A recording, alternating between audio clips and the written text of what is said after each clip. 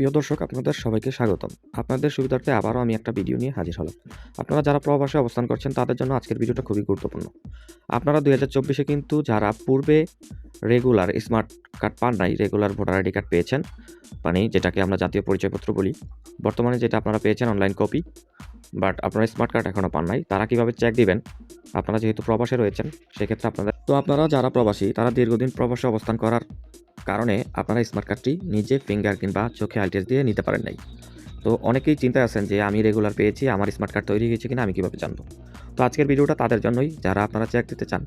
আপনার পূর্বের voter ID card number এবং জন্ম তারিখ দিয়ে আপনি চেক দিতে পারবেন যে আপনার স্মার্ট কার্ড তৈরি হয়েছে কিনা কিংবা আপনি কবে নাগাদ পেতে পারেন। তো চলুন বন্ধুরা শুরু করি। আপনারা প্রথমত চলে যাবেন ক্রোম ব্রাউজারে এবং এই ক্রোম ব্রাউজারে আসার পর আপনাদেরকে এই ধরনের একটা ইন্টারফেসে নিয়ে আসবে। আপনারা কিভাবে এই ইন্টারফেসে আসবেন আমি আমার ভিডিওর ফার্স্ট কমেন্টে এই লিঙ্কটা দিয়ে রাখবো। ওই লিঙ্কে ক্লিক করার সঙ্গে সঙ্গে আপনাদেরকে এই ধরনের একটা ইন্টারফেসে নিয়ে আসবে।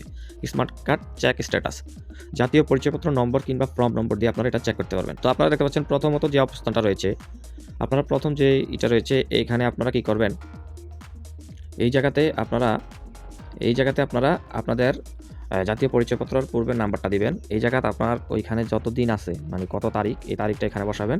তারপরে দ্বিতীয় নম্বর হচ্ছে কী মাসে আপনি জন্মগ্রহণ করেছেন, এইটা এখানে বেছে দিয়ে দিবেন। তারপরে কোন সালে আপনি জন্মগ্রহণ করছেন, নিচে এটা বসাবেন।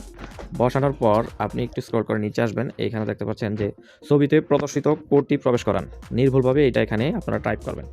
যেমন এখানে আছে BGCDX, এইটা আপনারা নির্ভুলভাবে সম্পূর্ণ করার পর এইখানে দেখছেন যে একটা সাবমিট নামে বাংলায় লেখা আছে, এখানে একটা ক্লিক করে দিবেন।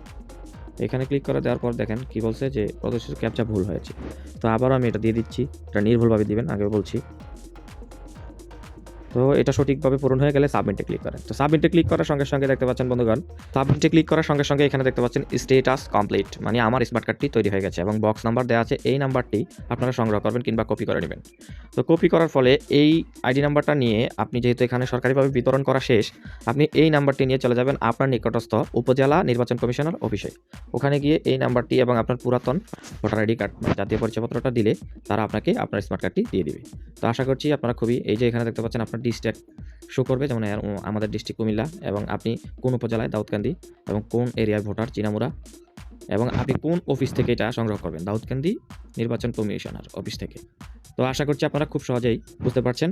আর এই সমস্ত কোনো প্রবলেমের যদি পড়েন তাহলে আমাদের চ্যানেলে চোখ রাখেন, এই ধরনের নিত্য নতুন ভিডিও আমরা আপলোড করে থাকি। আর কোনো কিছু জানতে ইচ্ছে হলে আপনারা কমেন্ট করেন। আর আজকের ভিডিওটা এই পর্যন্তই, দেখা হবে নতুন ভিডিওতে। আল্লাহ হাফেজ।